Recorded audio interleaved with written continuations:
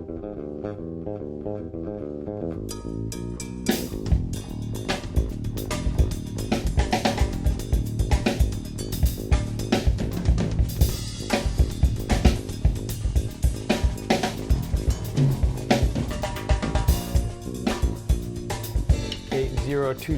just trying to hustle, not trying to be a hero.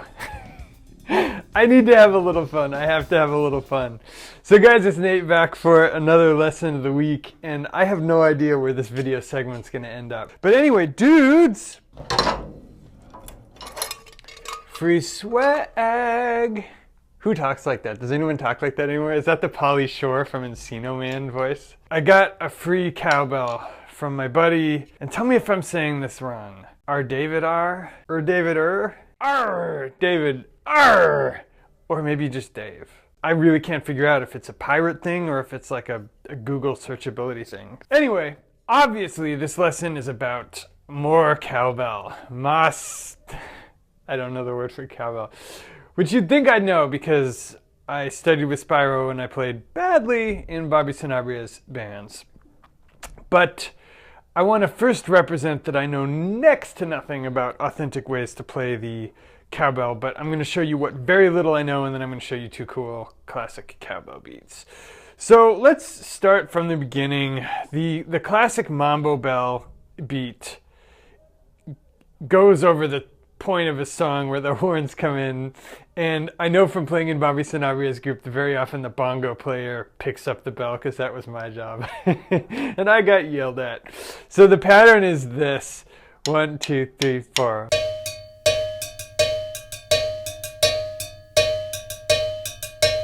And the one rule to that is that if it begins on the 2 side of the clave, it begins with the quarter notes, quarter, quarter, quarter, double eight. So if the clave is 2, 3, 4, 1,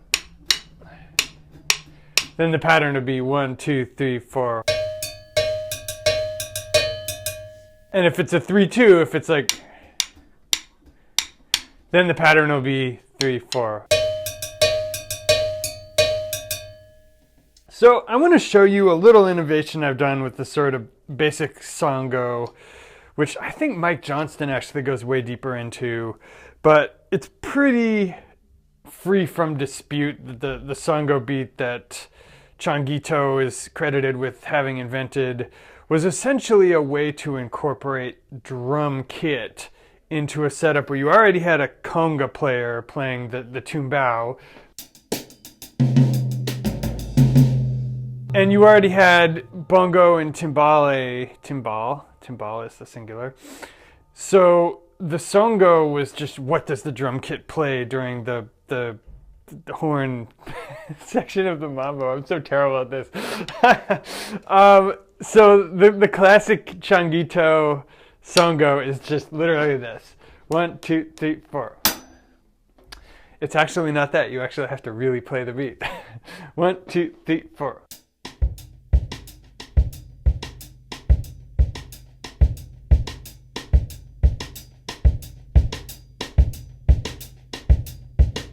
And that's, again, starting on the 2 side of the clave. So it'd be 1, 2, 3, 4, 1, 2, 3, 4, 1, 2, 3, 4.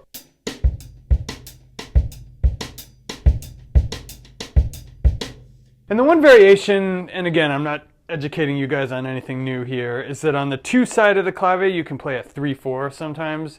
So 1, 2, 3, 4.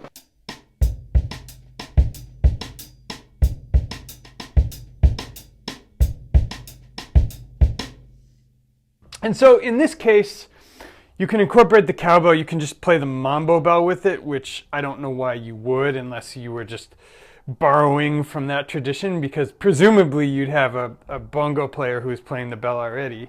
But you could do it something like this. So 1, 2, 3, 4.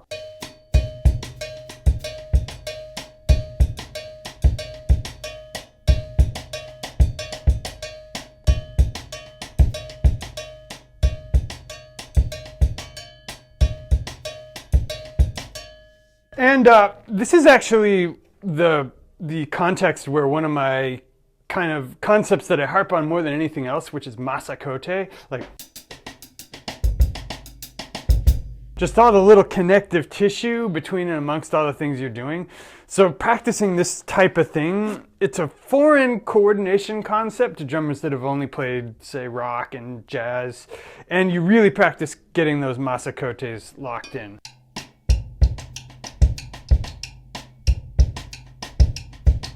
Right, so the one innovation I'll send your way is just, you know, if you're doing it with snare drum, and again, if you go back to the classic changito, it would be 1, 2, 3, 4.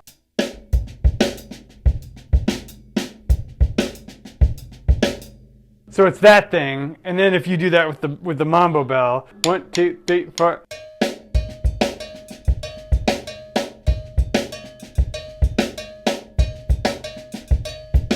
Okay, so that's nothing new. If you want to get kind of a Garibaldi thing, and I think, by the way, if you want to talk about amongst the drummers, Daphnis Prieto, Antonio Sanchez, Adam Cruz, Ernesto Simpson, underrated, but Garibaldi's another funk fusion drummer who really knows how to take authentic patterns right out of Afro-Cuban music and reorchestrate them on the drum kit. So if you want to take a deep dive, you can Google talking drums with my former teacher Mike Spiro, Garibaldi, this dude, Jesus Diaz, super deep. But anyway, my fake Garibaldi would just be something like...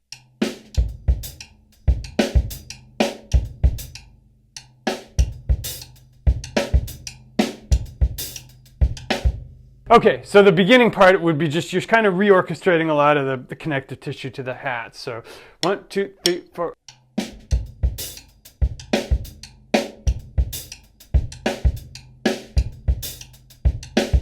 So now I'm going to try to do that with the actual mambo bell, and we'll see how that goes. 1, 2, 3, 4.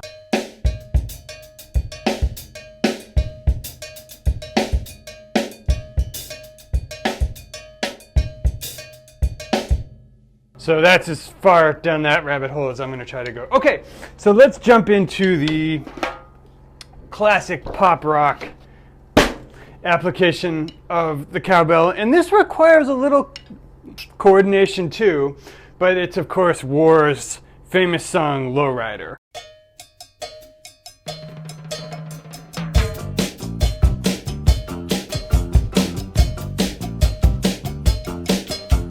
So in the song, of course, you've got a dude playing the mambo bell, and it's almost the same pitch as this beautiful one David made me, which is awesome. And the part that they play at the beginning of that song, though it varies, is this. And of course, you've got the drummer just playing this beat behind it. 1, 2, 3, 4.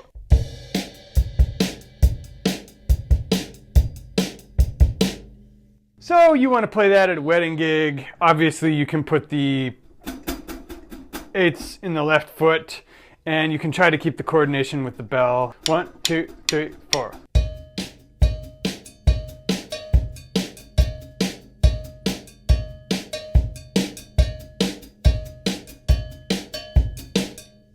And you can do the bass drum variation, so 1, 2, 3, 4.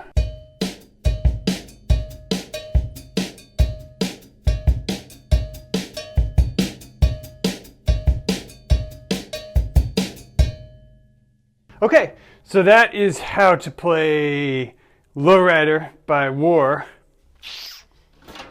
So I want to do one more, which is Sean Rickman, the Rick, which is kind of, it's called Only Clave. It's from Dap Theory. Andy Milne, keyboard player for Steve Coleman.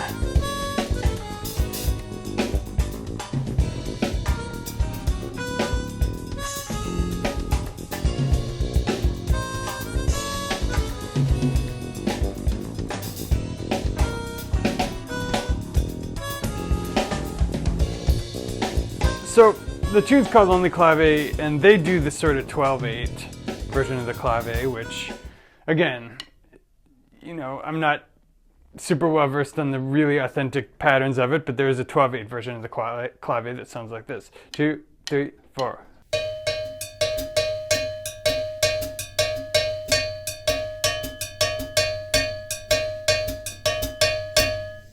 And the song plays with 12/8 and 3 and kind of keeps the constant 8th note. And I'm not going to mess with any of that.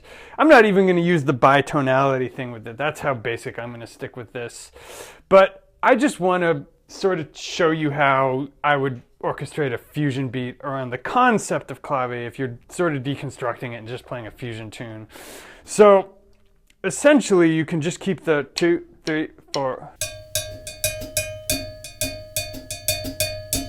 in the right hand, and along with that you're just going to be playing a halftime shuffle. So literally almost a Purdy shuffle. 3, 4.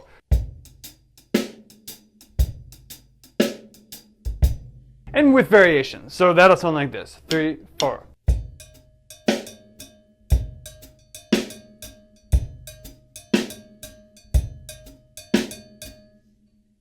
And you could probably do some variations with that. So 3, 4.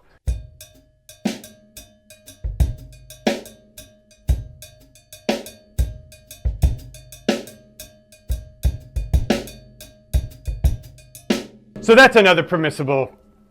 This is a variation you can do on the bell. 3, 4. That's not only is that my crappy coordination, but that's an actual real thing you can really play. And again, I think Sean is treating it more like a ride cymbal pattern based around the clave than necessarily playing super strictly with it. But the other thing that you can innovate with, again, is this orchestration to the hi-hat. So you'll see some tape of me actually playing along in sort of my version of what Sean does. But just for instance, something like this. 3, 4.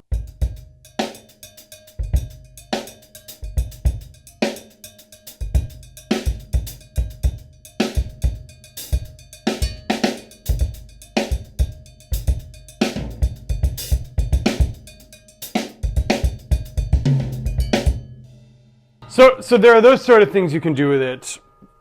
I probably look mad tense, and that's because I'm trying to make sure I play all this stuff cleanly enough for you, and I also want to do it in one take. The 80-20 drum lesson, not just the 80-20 drummer. So the one other thing is that during the head for only clave, there's a figure. So the rhythm instruments go 3, 4, 1, 2, 3, 4, 1, 2, 3, 4, 1, 2, 3, 4, 1, 2, 3, 4.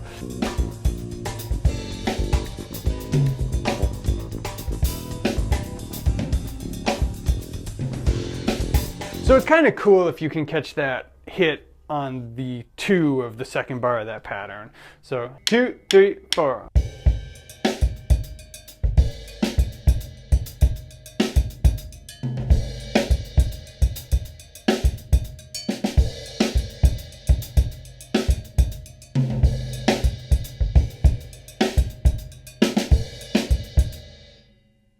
So that's the basic thing.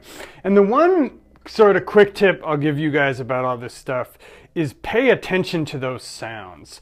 Like what makes Garibaldi sound great, what makes Sean Rickman sound great, what makes dudes like Antonio Sanchez sound great is that they're not guessing about what sound they're gonna get, you know.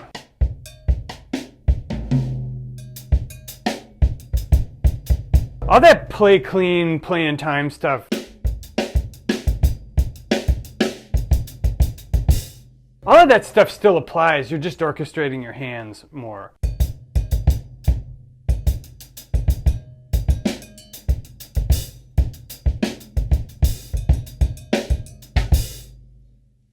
Okay dudes, so this has been a crash course into how to play the small mambo bell. That's what David told me to call it. Either way, you should definitely check out David's channel, RDavidR.